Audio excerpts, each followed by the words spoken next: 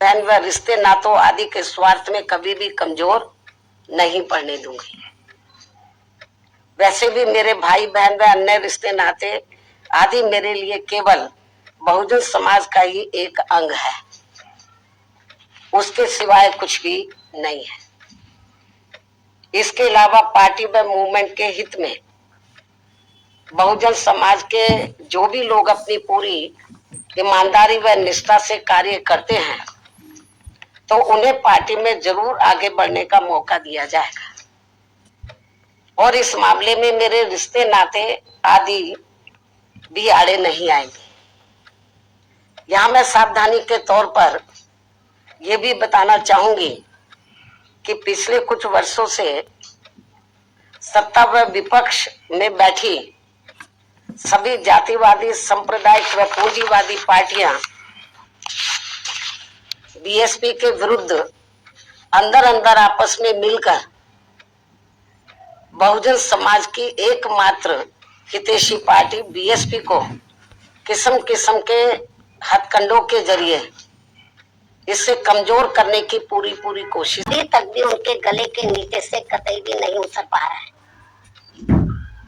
और तभी से यहाँ सभी जातिवादी व खासकर दलित विरोधी पार्टियां किस्म किस्म के हथकंडे इस्तेमाल करके बीएसपी को कमजोर व खत्म करने में लगी है।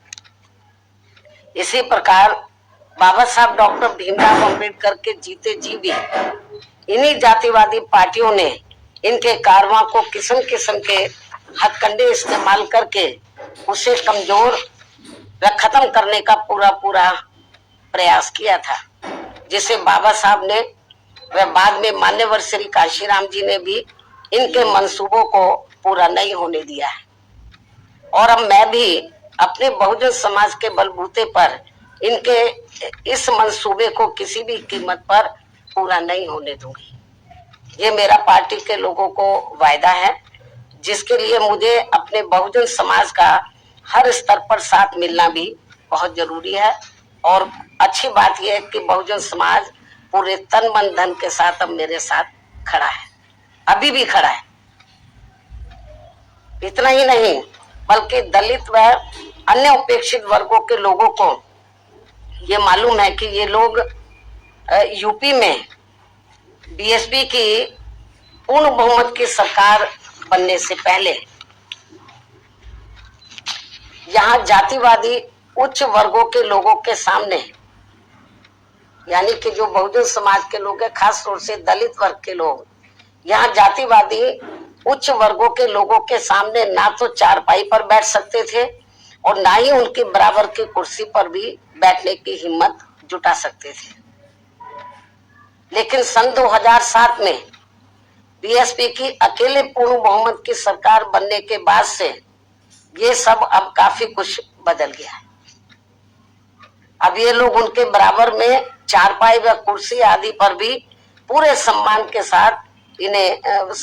साथ बैठ सकते हैं। ये जो बहुजन समाज के लोग हैं, यही है वास्तव में यहाँ सही सामाजिक परिवर्तन। यही है वास्तव में यहाँ सही सामाजिक परिवर्तन, जिसे मेरे नेतृत्व में बनी बीएसपी की सरकार ने लाया। लोग सामाजिक परिवर्तन की बहुत बात करते हैं, लेकिन उसको धरातल पे कभी उतारते नहीं है।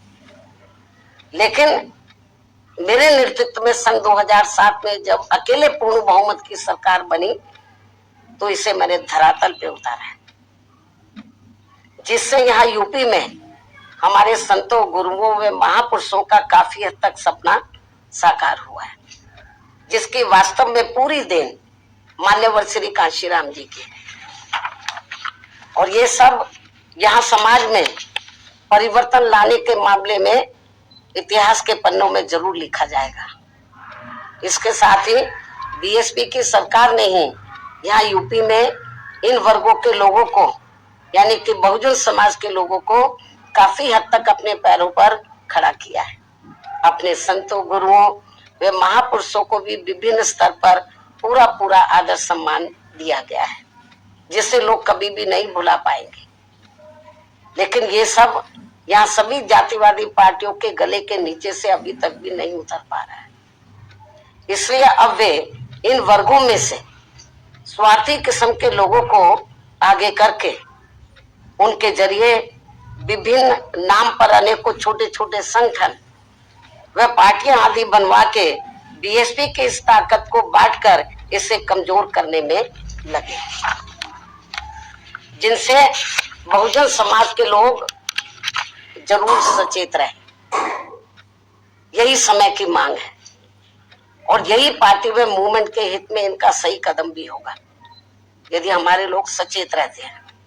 इसके अलावा यहाँ मैं ये भी कहना चाहूंगी कि देश के प्रधानमंत्री बीच बीच में अपनी खुद की गरीबी का तो जरूर उल्लेख करते रहते हैं, लेकिन इन्होंने दलित व अन्य उपेक्षित वर्गों के लोगों की तरह यहाँ कभी भी कोई जातीय भेदभाव नहीं झेला है, जो ये सब हमारे संतों, गुरुओं व महापुरुषों ने समय समय पर झेला है, जिसे अभी भी इनके अनुयायी काफी हद तक झेल रहे हैं।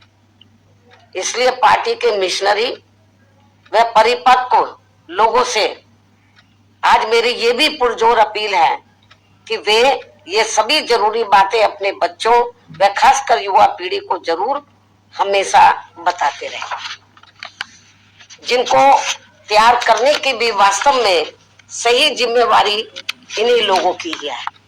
इस उम्मीद के साथ ही अब मैं पुनः होली आदि के त्योहारों के बीच में इस बार मान्यवर श्री कांशीराम जी की जयंती बड़े जोश व उत्साह के साथ मनाकर इनके अनुयायियों ने जो इनको अपना पूरा आदर सम्मान दिया है तथा मेरे साथ साथ इनके करोड़ों अनुयायियों का भी काफी हौसला बढ़ाया है, उन सभी का हार्दिक दिल से आभार प्रकट करते हुए अब मैं अंत में यही कहना चाहूंगी कि इस समय संसद सत्र चल रहा है, ये आप लोगों को मालूम है, जिसमें देश में आम जनहित के मुद्दों पर कम बल्कि अपने अपने स्वार्थ में राजनीति करने पर ज्यादा जोर दिया जा रहा है, जो ये अति चिंता की बात है।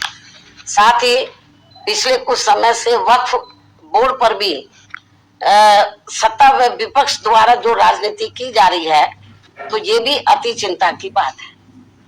और यदि ये मामला समय रहते आम सहमति से सुलझा लिया जाता तो ये ज्यादा बेहतर होता। केंद्र